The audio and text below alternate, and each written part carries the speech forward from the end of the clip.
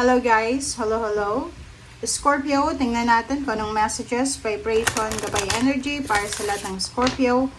This is general reading, so alamin natin kung anong messages. Scorpio.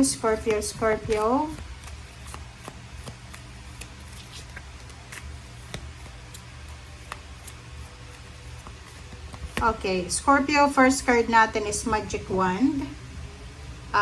Second card natin, tingnan natin.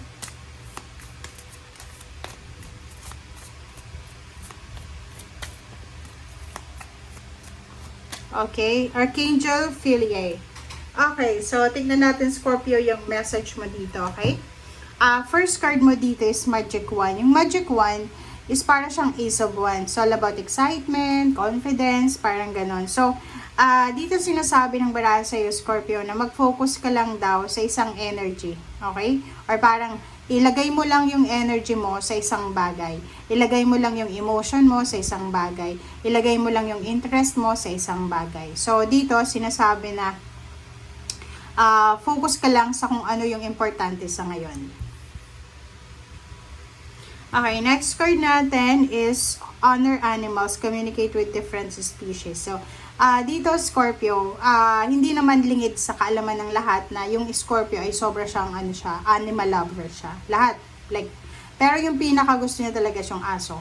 So, nakikita ko siya dito na posibleng dahil sa iyong pet or kahit hindi mo pet, pwedeng sa aso, pusa, or kung ano pa man na animals yan, na pwedeng makatulong sa'yo para kumbaga ma-relieve yung mga nararamdaman mo mga homesickness or pwedeng nakakaramdam ka ng pain and heartaches or pangungulila. Okay, thank you.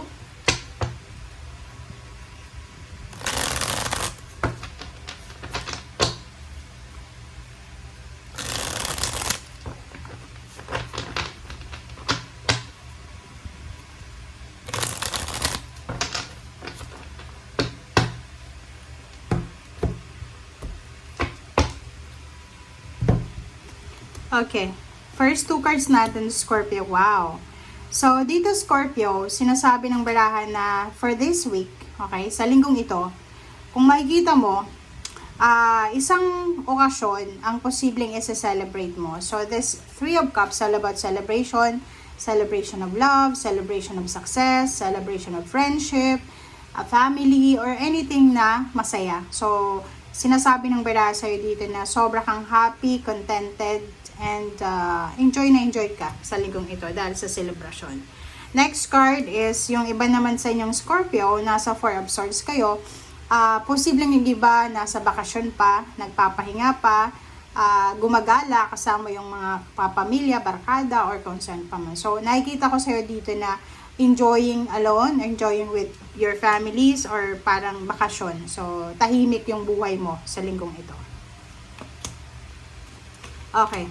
Red, fire sign, and then this one is Earth signs, Capricorn.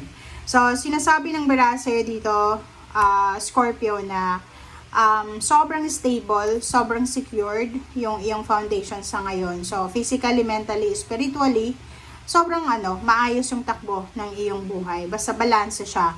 Ang problema lang, mag-iingat ka. Palagi to sa'yo yung Scorpio, water sign siya, Pisces and Cancer.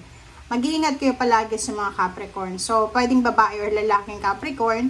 Ingat-ingat kayo kasi posibleng ang taong to ay maging sagabal para sa foundation mo, para sa stability mo. So, ibig sabihin, masaya yung pamilya mo, may asawa ka, may boyfriend, girlfriend, o kung ano man ang status mo sa buhay. Tapos, stable, secured nga yung relationship mo or yung pagkatao mo. Tapos, papasok yung the devil, papasok yung Capricorn na to or any zodiac signs para guluhin kung ano yung meron kang stability sa ngayon. So, kailangan mong mag-ingat. Okay? Okay. Scorpio, paki-comment sa comment section. Meron ditong Scorpio na pagod na siya sa paghihintay. Kung pwedeng live-in partner or in a relationship ka pa lang like girlfriend and boyfriend. Pagod ka na sa paghihintay kung kailan ka ba yayayain ng iyong partner na magpakasal. So, posibleng pagod ka na sa pagkakaroon ng partner, ng asawa, ng girlfriend, ng boyfriend. And nakikita ko sa'yo dito na yung relationship, guys, if you are tired, you have the option, and choice na magpahinga. 'Di ba? Hindi ka naman, kahit sabihin natin kasal kayo, or kahit sabihin mo marami kayong obligasyon sa buhay, pag feeling drain ka na, wasted yung energy mo, magpahinga ka. Okay? Hindi, walang sasabit sa'yo na medalya sa pagiging martir mo. Okay? Kailangan mong alagaan ang sarili mo, Scorpio. Kailangan mong alagaan unang-una yung emotion mo, and at the same time yung mental health. Okay? Yung pera na yan, bahala na yan. Kasi sa panahon ngayon, importante yung peace of mind. Importante, lalo na sa'yo, napaka-importante yung peace of mind. Less stress, less worries, less drama, less negativity, less toxicity. Kasi mabilis kang ma-drain, mabilis kang magalit, mabilis kang ma-irita. Okay. Four of Cups. Okay. Nakikita ko sa'yo dito, pwedeng ikaw to. Pwedeng merong Scorpio dito na walang trabaho kasi nga nagbabakasyon siya, or pwedeng yung Scorpio na to is unemployed talaga siya. So, nakikita ko sa'yo dito na naghihintay ka ng pera, naghihintay ka ng tulong, or naghihintay ka ng padala sa'yo from your loved ones or from someone na hinihintay mo. So, posibleng may sakit yung anak mo, yung magulang mo, or kung sino man siya, na kailangan mo ng pera. Kaya, nakikita ko sa'yo dito na medyo malungkot ka, na naghihintay ka. Okay? Eight of Cups, and then Strength. Okay. So, these two cards ay para to sa una kong sinabi. 'Di ba? Yung, halimbawa, may mga negativity, toxicity sa paligid mo.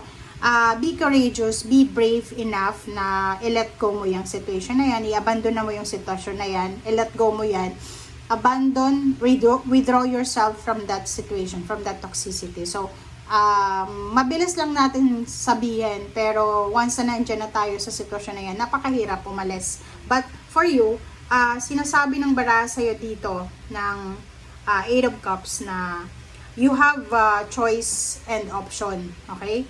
Ang nakikita lang natin dito is masyado kang nawawala ng parang focus, priority. So, pag halimbawa na trigger na yung emotion mo, nadadala ka. So, dito sinasabi na as much as possible, Scorpio, okay?